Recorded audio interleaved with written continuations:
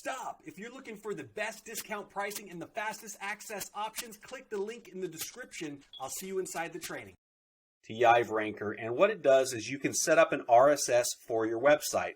So what it'll do is it will pull the last 12 posts that you had on your website, and then it will post every single post after that.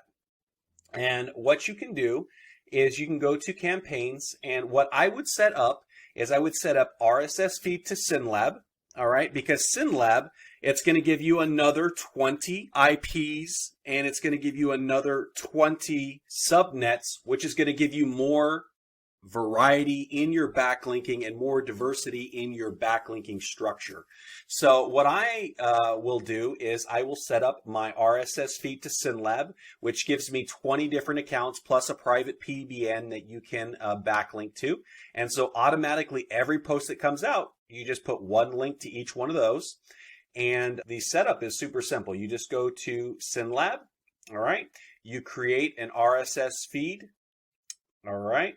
And then you can go ahead and put the name of the campaign. So this is going to be your website and your feed URL. Now, the great thing is this is going to be the same for the Ranker RSS and the Syndlab RSS. You just go to your site and then you use the plugin, which is called RSS Finder. So you just click on RSS Finder and it's going to give you the RSS feed. So you just copy that, copy the RSS feed, and then you're going to come over to the RSS feed URL and you're going to paste it in there. Now, a lot of times it will say feed, or it'll say XML, or it'll say various other things. But what you want to do is you want to find out whatever your feed is for your site, and then you put whatever primary keywords. Now, usually, remember, when you are building a site, you want that site to be focused on a specific niche, a specific keyword set, so that when you are building keywords to it, it will be ranking for specific keywords, a specific niche, a specific genre. You don't want to have 50 different topics all over the place.